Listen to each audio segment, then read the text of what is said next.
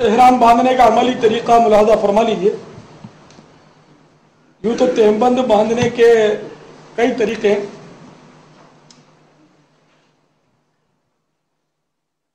مگر یہ یاد رکھیے کہ تہبند میں گرہ نہیں لگا سکتے۔ تو میں ایک طریقہ آپ کی خدمت میں پیش کرتا ہوں، اگر آپ کے لیے سہولت ہو تو اسی کو اپنا لیجیے، انشاءاللہ مضبوط طریقہ پائیں گے آپ۔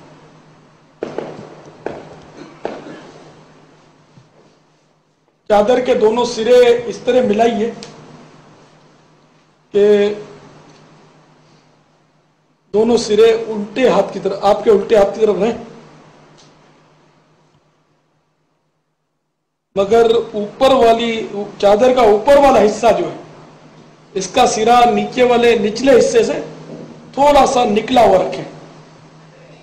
تہبند کی چادر کے دونوں سرے آپس میں ملا لیجئے اور الٹی طرف نکال لیجئے، مگر اوپر والا سرا 2-3 انگل زائد رکھیں۔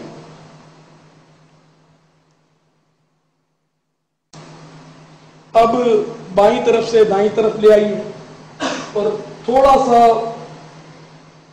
اوپر کی طرف سے اس کو لپیٹیں۔ اب دائیں سے بائیں طرف لے آئیے اور اس کو حسب ضرورت لوٹ لیجئے، اس کو فولڈ کرنا بھی کہتے ہیں۔ اب یہ کہ یہ مناسب طریقے پر مضبوط بھی ہو گیا اور انشاءاللہ چلنے میں بھی خاص آپ کو دشواری نہیں ہوگی، آپ چلنا چاہیں گے تو۔ اور اس پر اب پیٹی کسنے کی بھی حاجت نہ رہی، البتہ احرام روکنے کی نیت نہ ہو، کیونکہ احرام روکنے کی نیت سے، تہبند کو روکنے کی نیت سے پیٹی کسنا یا رسی باندھنا، بیلٹ لگانا، یہ سب مکروہ ہے۔ اگر چیزیں رکھنے کے لیے بیلٹ باندھیں تو حرج نہیں ہے، اور ضمناً تہبند بھی آپ کا اس میں کس جائے گا۔ بیلٹ بھی طرح طرح کے آتے ہیں، لیکن میرا تجربہ یہ ہے کہ یہ بیلٹ میں نے سب سے زیادہ موافق پایا ہے، بہت مضبوط ہے اور جیب بھی اس کا بہت بڑا ہے۔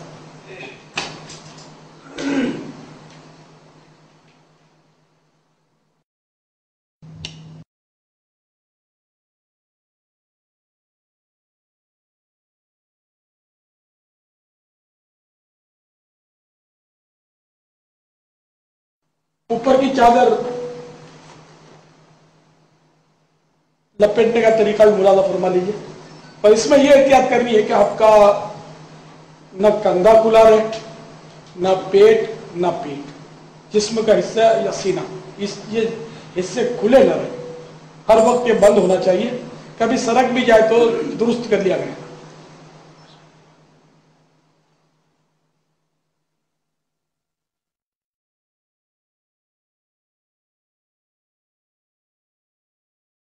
دائیں طرف کا حصہ چادر کا زیادہ رکھنا مناسب ہے، کیونکہ آپ کو جب استباع کرنا ہوگا تو دائیں طرف کی چادر جو ہے وہ سیدھے بغل کے نیچے سے نکالنی ہوگی۔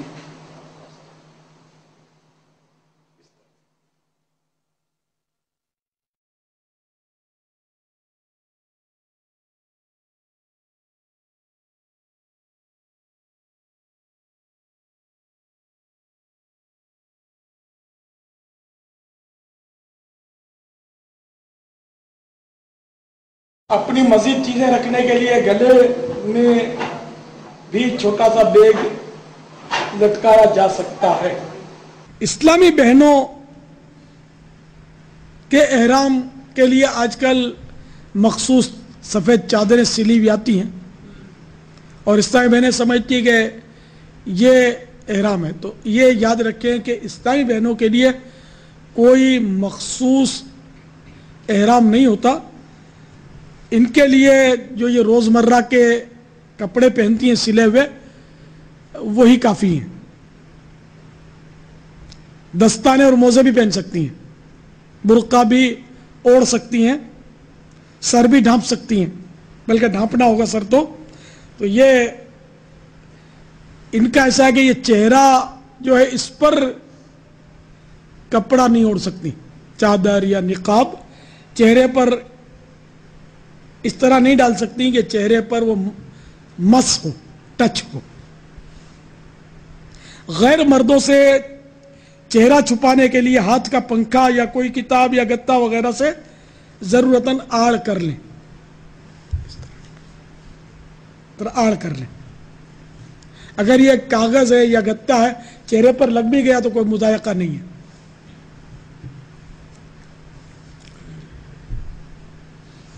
عیسائی بہنوں کے لیے ایک اور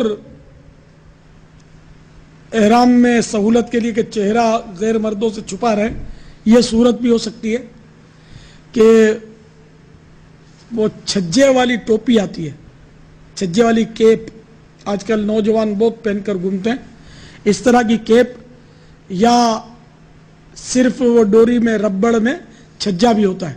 اس کی صورت یہ ہے کہ برقعے کے سر کی طرف کا جو حصہ ہے اس میں یہ ٹوپی چھجے والی سلائی کر لیں، ٹانکے لگا لیں، کچھ سی لیں اس کو۔ اب جب برقع پہنے تو یہ ٹوپی بھی اس کے ساتھ سر پہ آ جائے گی اور چھجا بھی آ جائے گا۔ چھجے کے اوپر اگر نقاب ڈالیں گی تو اب یہ چہرے سے دور رہے گا اور اس طرح ان کا پردہ اور مضبوط ہو جائے گا۔ تو چاہے ٹوپی سلائی کر لیں یا ویسے ہی وہ چھجا جو ہے وہ ربڑ کے ساتھ ہوتا ہے وہ کسی طرح بھی سی لیں، تب بھی ترکیب بن سکتی ہے۔ البتہ یہ احتیاط ہر وقت ان کو کرنی پڑے گی کہ ہوا سے اڑ کر یہ نقاب جو چہرے پر نہ آئے۔ اسی طرح ایسا نہ ہو کہ پسینہ پوچھنے کے لیے چہرے پر اس کو پھیر لیا نقاب کو، چہرے پر کپڑا ڈالنا حرام ہے، یہ احتیاط کریں، چہرے سے کپڑا ان کا مس نہیں ہونا چاہیے۔ اگر مکروہ وقت نہ ہو تو 2 رکعت نماز نفل بنیت احرام پڑھیے۔ تو جب نفل پڑھیں تو پہلی رکعت میں سورہ فاتحہ کے بعد قل یا ایھا الکافرون اور دوسری میں سورہ فاتحہ کے بعد قل هو اللہ شریف پڑھیں۔ اب نیت کرنی ہے۔ اس ٹائم بھائی سر پر ٹوپی یا امامہ یا چادر وغیرہ ہے تو اتار کر، اور اس ٹائم بہنیں سر پر بدستور چادر اوڑے رہیں۔ اب عام دنوں کا عمرہ ہے تب بھی، اور اگر حج تمتع کر رہے ہیں جب بھی عمرے کی نیت ایک ہی ہے۔ اور یہ ہمیشہ کے لیے یاد رکھیں کہ نیت دل کے ارادے کو کہتے ہیں، دل میں ارادہ نہیں اور رٹے رٹا الفاظ بول دیے تو نیت نہیں ہے۔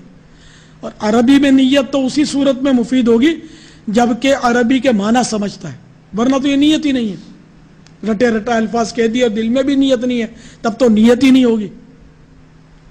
تو میں عربی نیت بھی بیان کرتا ہوں، ساتھ میں اردو ترجمہ بھی بولوں گا۔ تو نیت اس طرح کیجئے،